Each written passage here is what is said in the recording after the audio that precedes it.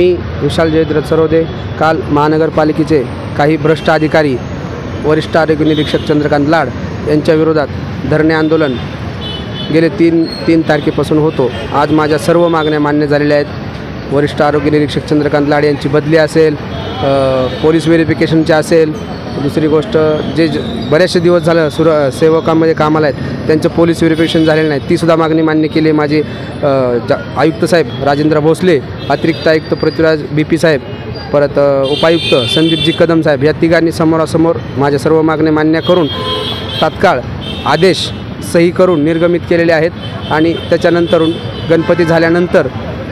गणेशोत्सव झाल्यानंतर त्या आदेशाचं अंमलबजावणी करण्यात येईल असं मला त्यांनी लिखितमध्ये आश्वासन दिलेलं आहे।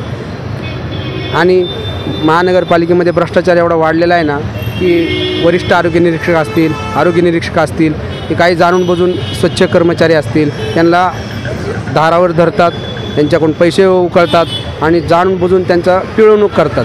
तर याच्या विरोधात मी गेले 3 तारखेपासून आमरण उपोषणाला बसलो होतो। मला आयुक्त साहेब यांनी चांगल्या प्रकारे सहकार्य पण केलं आणि मला त्यांनी हे पण आश्वासन दिलं इथून पुढं जर असा काही प्रकार आला तर मला डायरेक्टली फोन किंवा व्हॉट्सअपद्वारे कळवा, मी डायरेक्ट कारवाई करतो।